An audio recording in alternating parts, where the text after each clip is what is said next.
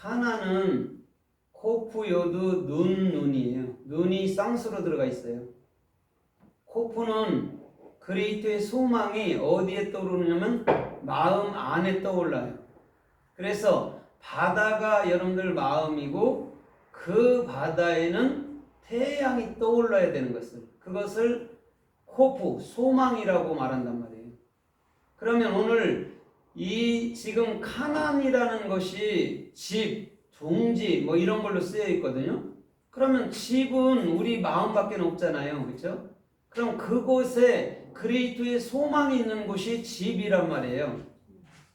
그러면 그리스도의 소망이 우리 가운데 세워지면 우리는 반드시 손을 펴서 예수화를 증거하고 증명해내는 역할을 해야 되는 거예요. 그걸 요드라는 아세르, 예수 그리스도를 넘겨주는 사역이 곧 그리스도의 소망을 가진 자란 말이죠. 그 다음에 눈이라는 것은 반드시 우리 안에 규정되는데 그 규정된 예수 그리스도는 모든 영혼들에게도 동일하게 적용되는 거예요. 또 규정되는 거란 말이에요. 그래서 쌍수가 들어가 있단 말입니다. 그럼 쌍수는 두 개라고 그랬어요? 하나라고 그랬어요? 원래 하나라고 그랬어요. 쌍둥이는 하나를 얘기해 주고자 쌍둥이가 있는 거예요. 그래서 예수와 그리스도가 쌍둥이처럼 보이는데 막벨라 굴처럼 보이는데 하나고 여러분들 가슴이 두 개처럼 보이는데 하나란 말이죠. 그 얘기를 하는 것이 눈이란 말이죠. 그래서 눈은 원래는 뭐냐면 눈이라는 것은 물고기예요. 물고기.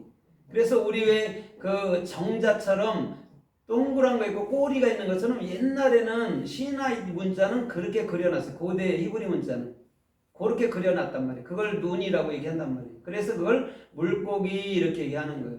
그래서 신약 성경에도 그리스도인들의 표식을 물고기로 표현했죠. 익스두스라고 그렇죠. 하나님 그 예수 그리스도는 하나님의 아들이고 우리의 구세주시고 이런 뜻을 갖고 있죠. 그게 눈이라는 물고기의 형상이란 말이죠. 그럼 오늘 이 게난을 낳았다고 그랬잖아요. 에노스는 뭐냐면 진리가 된 성경 66권이 된 우리들을 말한단 말이에요. 그러면 우리는 반드시 누구를 낳아요? 게난, 그리스도를 낳지요. 그러면 지금 가인이 누구를 낳았어요? 가인이 누구를 낳아요? 에녹을 낳지요. 그죠? 가인이 에녹을 낳잖아요. 그것처럼 지금 에노스는 반드시 누구를 낳아요? 예? 게난이라는 카난을 낳는단 말이에요. 그래서 가인하고 카난하고 똑같단 말입니다. 그리스도의 소망이 들어있는 것이. 그러면 이 코프를 누가 갖고 들어가요? 야코프가 갖고 들어가죠. 그 다음에 그게 곧 누가? 퀘셰트, 활이라는 그 무지개처럼 생긴 활이라는 그 복음을 가진 자에게로 넘어가는 거죠. 이게 그런 식으로 계속해서 요한계시록까지 흘러가는 것이 지금 카나안이란 말이죠. 반드시 에노시가 되면 성경 66권이 되면 케난을 낳아야 돼요. 그리스도의 소망을 낳아야 돼요. 다른 것은요 결단코 나면 안 돼요. 행위는 나면 안 돼요. 그래서 우리가 예수님을 우리 마음으로부터 신뢰한다는 게 뭐냐면 믿고 신뢰하고 감사합니다 하고 기도하는 거예요. 그러면 어느 순간 어느 때에 나도 모르게 그냥 해결되어 있는 거예요. 그래서 미래 것을 완료형으로 끌어서 우리가 말하고 있는 것을 기도라고 얘기하는 거예요. 그래서 감사합니다. 전 치료하심을 감사합니다. 이런 식으로 해야 되죠. 기도도. 그러다 보면 어느 순간에 하나님이 나를 완벽한 반석이 저 시편 40편 3절처럼 기가 막힌 웅덩이와 수렁에서 나를 반석 위에 놓는단 말이죠. 그래서 우리 주님은 지금 게난이라는 오늘 그리스도의 소망을 저와 여러분들의 마음 안에 집으로 당신의 영원한 집인 성경 66권으로 세운 것인 줄 믿습니다. 그것이 가나안이란 말이에요. 그러면 오늘 이 게난이라는 가나안이 어떻게 쓰였나 또 우리가 좀 살펴보면서 은혜를 받아보도록 하겠습니다. 창세기 6장 14절에 보면 노아한테 그렇게 말하잖아요. 그죠? 고펠나무로 너는 방주를 만들래요. 그럼 고펠나무라는 게 뭐냐면 그 지금으로 말하면 전나무 같은 거예요. 잣나무. 단단하고 굉장히 나무가 반듯해서 뭘 만들기에 좋잖아요. 그죠? 그런 거예요. 그걸로 방주를 만들어라 했는데 그곳에 간들을 막고 개혁성경은 그렇게 해석했단 말이에요. 근데 방들이란 말이에요. 그게 방. 그 방이 지금 뭐예요? 가나안이란 말입니다. 그 방들이.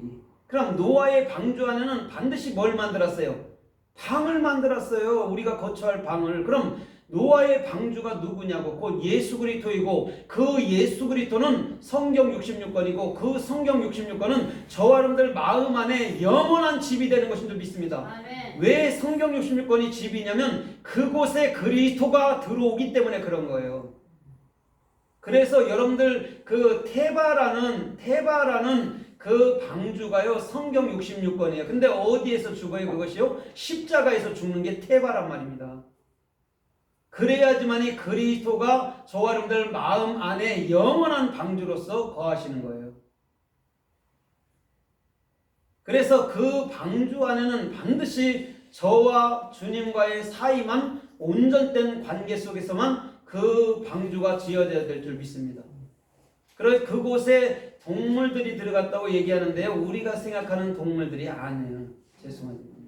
그 동물들은 진리가 될 자들이고 또 진리를 배울 자들인 우리들인 줄 믿습니다. 그럼 노아의 7식구, 8식구가 진리를 아는 자고 그 나머지 짐승들은요 진리를 배울 자들이란 말이에요. 그곳에서 1년 동안 진리를 배우고 나서 어떻게 해요? 물이 감한 다음에 그곳에서 나오는 거예요. 그럼 진리가 되면 방주의 문을 열고 나오잖아요. 근데 방주는 주님께서 친히 뭐라고 그래요? 닫아 걸었다고 얘기를 한단 말입니다. 그러면 방주도 반드시 이제는 주님 허락하에 안에서 그 문을 열어야 될 줄 믿습니다. 그럼 이런 거잖아요. 우리가 성경 66권이 나의 집인 걸 알았을 때 그것을 배우고 있겠단 말입니다. 그러면 깨우쳤을 때는 반드시 저와 여러분들의 입의 문을 열어서 말하는 거예요. 그런데 그것은 곧 마음에 있었던 거란 말입니다. 마음에 있었던 것을 입을 열어서 말하는 거예요. 그게 방주의 문을 열고 나온 거란 말입니다. 오늘 저와 여러분들의 중심에서부터 방주에 나오고 나서 주님께서는 반드시 창세기서 9장 13절로 16절에 보면 무지개 언약이라는 캐시에트를 또 호프라는 그리스도의 소망을 우리들에게 줬는 줄 믿습니다. 아멘. 그것이요 우리 안에 있는 7교회 안에 있는 소망이란 말입니다. 그래서 요한계시록도 보면 7교회만 얘기해버려요. 그럼 세상에 있는 모든 교회가 7교회 안에 다 들어가 있는 거란 말입니다. 근데 7교회라는 게 뭐라고 해서 셰보아가 십자가에 죽어야 비로소 내 안에 그리스도의 영이 들어왔다. 올바른 비전이 내 안에 들어왔다가 7이란 말입니다. 그게 7교회예요. 그러나 십자가에서 내 생각이 죽지 않고서는요 결단코 교회로서의 사명은요 감당할 수가 없어요. 뭘 할까요? 그 사람들이 오히려 예수님을 대적하는 행위만 하고 있는 거예요. 아무것도 모르고 아무것도 알지 않으면서도 행위만 가지고 내가 이 정도니까 천국 가죠 그렇게 생각하는 거예요. 그러나 천국은 이미 진리를 알을 때부터 천국이 내 안에 완성된 것인 줄 믿습니다.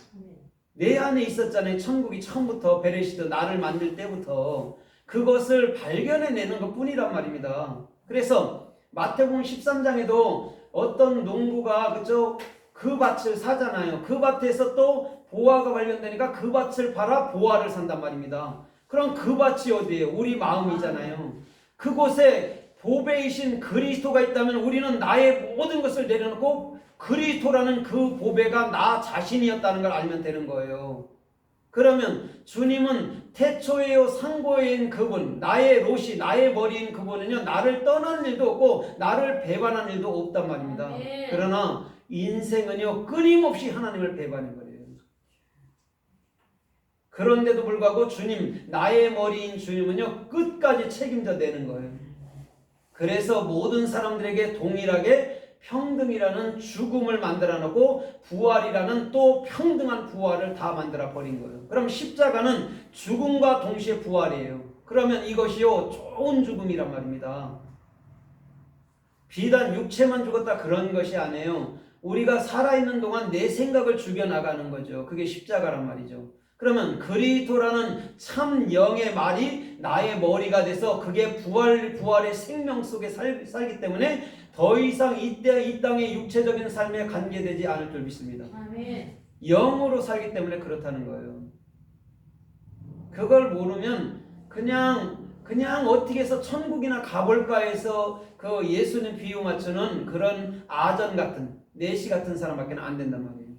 그러나 예수님은 나의 영원한 하나님이라고 나의 아버지라고 아는 사람이 어찌 그분이 나를 버릴까 두려워서 사나요? 그분을 따르나요? 그건 율법주의 종교 행위란 말이에요. 주님은 그리 아니하실지라도 다니엘서 3장 18절에 그리 아니하실지라도처럼 주님은 어떤 상황 속에도 저와 여러분들을 결코 포기하지 않을 줄 믿습니다. 인간이 포기라는 거예요. 주님은 절대 포기하지 않아요. 때가 되면 나타나는 거예요. 명년 이맘때에 당신이 정한 때에 정한 때가 뭐냐면 태초예요. 주님이 계획한 때에 반드시 우리에게 와요.